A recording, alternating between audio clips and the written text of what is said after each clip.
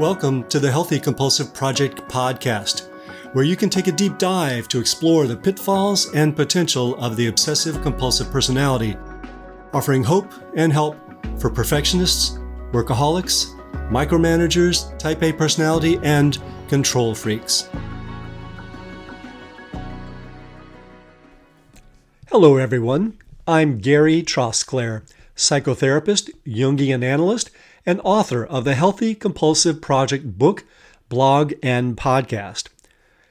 When faced with imposter syndrome, the tendency is to try to double down on success, proving to yourself and everyone else that you are, after all, highly competent at what you do.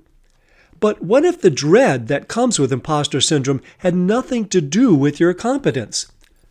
What if it was about something much broader and deeper inside of you than hitting sales records for the fifth year in a row? What if deeper internal conflicts got plastered onto your fears about not meeting the expectations of others? Please join me as I explore imposter syndrome from an archetypal perspective and propose a better way to overcome this haunting experience. This is episode 45 of the Healthy Compulsive Project podcast, How to Build a Foundation that Prevents Imposter Syndrome. Imposter syndrome is the dread that you aren't as good as others think you are, coupled with the certainty that they'll discover the discrepancy and point you out with shame-shooting fingers. It's as much fun as an audit with the IRS, that is, the American Tax Authority, when you faintly remember fudging some things, but don't remember exactly what they were. Did I deduct toothpaste? Imposter syndrome is often experienced by high achievers who can't believe that their successes were merited. People with imposter syndrome chalk their victories up to luck or circumstance and fear that they'll be discovered as the flunkies they really are. But you don't have to be Bill Gates to suffer from imposter syndrome. All it takes to get started is a gap between how you think people see you and how you actually feel about yourself. You might have noticed that simply reminding yourself that you really did get that degree, that contract, or that telephone number for Mr. or Ms. Gorgeous doesn't alleviate the dread. That's because it isn't just about your apparent successes or failures, what you've done or not done. It goes deeper than that. It's more about who you feel you are rather than just what you've done. When persona and shadow are too far apart.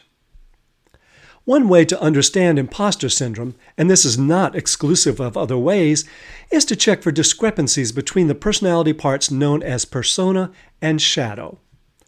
Persona is the mask you wear, the way you present yourself, so people will see you in a positive or acceptable way. For example, unflappable, well-organized, successful, or beyond reproach. Shadow is the dark part of you that you don't want people to see. Your impatience with people when they get in the way of your goals, your lack of confidence, or the fact that rather than be so nice, you'd rather just tell everyone how stupid they are.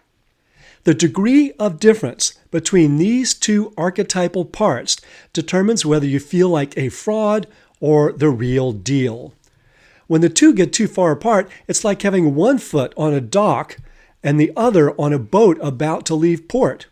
You don't have a solid foundation, and it's just a matter of time before you can't sustain the split, and you'll fall into the lake of imposter syndrome. Splash! Imposter syndrome doesn't develop just in regard to one's more obvious accomplishments or lack thereof. If you feel that how you come across, that is your persona, is too different from who you feel you really are, including your shadow, you are a house divided and vulnerable to feeling as if you're a fake. It's like keeping a huge secret. Healing imposter syndrome. The solution is not to cultivate your persona and decimate your shadow. It's to be aware of both of them, accept them as inevitable aspects of being human, and do your best to keep the two from drifting too far apart.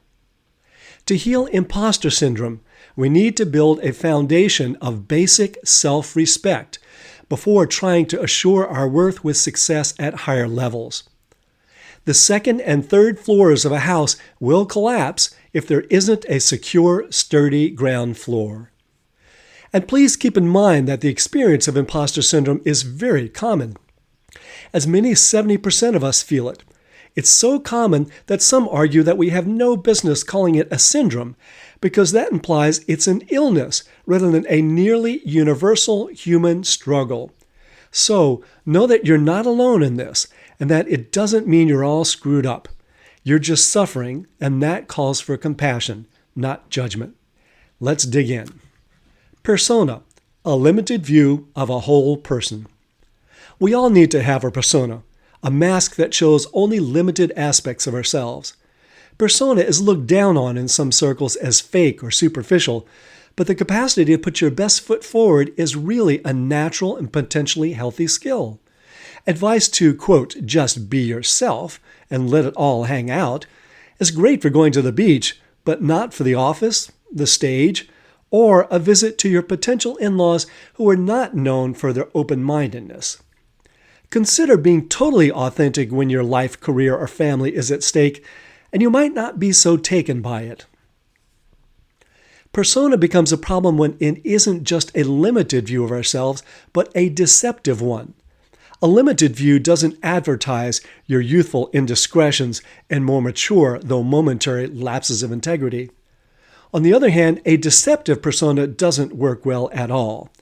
If you say you were hanging in the Ivy League when you weren't, it will probably cause anxiety. When there's a discrepancy between how you present yourself and how you actually feel about yourself, you'll feel anxious about being discovered.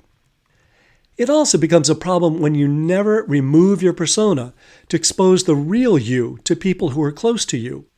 If you can't tell your partner and best friends that you have performance anxiety, you need to learn to take off the mask. People tend to confuse their persona with their identity, but it's not you, it's just a select part of you. Also, believe it or not, what most people want in a friend or a partner is not superiority, righteousness, or achievement, but genuineness and connection. So that persona of, quote, success you've been working hard to refine for years may backfire when it comes to developing relationships. Shadow, imperfections, and potential. We all have a shadow, but we don't always acknowledge it to ourselves, and even less often do we acknowledge it to others. Having a shadow isn't the problem. Denying it is. The shadow is the part of ourselves that feels imperfect and socially unacceptable to us. We don't want to show it to the world. Typically, people think shadow is a bad thing and do their best to hide it. But the good news about shadow is that while it can be degenerate, once it's made conscious, it can also offer depth and resources. You might have things like laziness and messiness in your shadow, but you want people to think of you as disciplined and hardworking. So you feel like you have to hide naps, moments of leisure, and those times when you engaged in apparently unproductive web surfing, even though the rest that they offer may actually lead to greater productivity. In many cases, shadow is the dragon that guards the treasure of potential. Perhaps people have come to think of you as this kind, cooperative, even self-sacrificing person, and the last thing you want them to know about you is that you resent being so giving and compliant. Trying to keep that a secret will make you more anxious than them discovering the real you. The solution isn't necessarily a rant about how you're always the one that walks the dog, but rather setting boundaries and sharing the chores in the first place so that persona and shadow don't grow too far apart. That builds a more solid foundation. One final benefit of knowing your shadow, if you ever get tired of judging others, remembering your own shortcomings is a great way to let go of your critiques. Obsessive-compulsive imposter syndrome. While many people struggle with imposter syndrome, people who are obsessive-compulsive have a particular version of it, an emphasis on virtue. Be upright, work hard, and prove that you're above reproach. Other people who don't have OCP, might emphasize intelligence, looks, or how triumphantly they can navigate a jet ski. And while there is overlap, there are particular aspects of OCP that make people with it vulnerable to developing imposter syndrome. This persona of virtue puts you in a very difficult position. You have to work hard to live up to your standards, and if you don't feel basic self-respect, If you haven't accepted that you can have a shadow and still be a decent individual, you're probably going to feel like an imposter. The discrepancy between your image and your true self may also lead you to compensate with more work, more pleasing, and more perfecting, none of which will really get to the underlying issue of feeling that you're not all you're cranked up to be, the feeling that there is no secure foundation of self-respect. Perfectionism also causes problems because we have difficulty tolerating things that aren't just right, like our shadow. We make progress when we learn to live next to imperfection, not by denying it or trying to prevent it. Let's look at an example now. We're going to talk about Brent, who focuses on success, not his emotional health.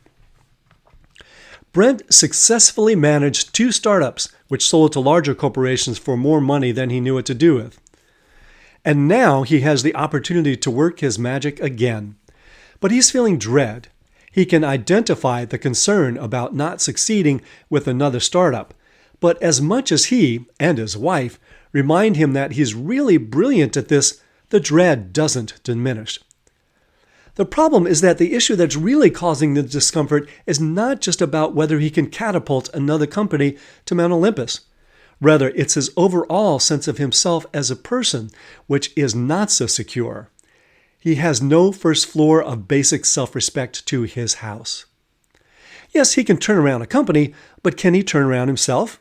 He has only vague awareness of his discomfort with his need for victory, completion, and his unshakable need to be right. Brent likes to come across as really together, but he really feels like a hot mess. Beneath the surface and viewed through his perfectionistic lenses, he feels like he's always on the brink of chaos, and he's afraid others will discover that. Even though he isn't focused consciously on it, humiliation is always lurking beneath the surface, like that IRS agent ready to pounce on him.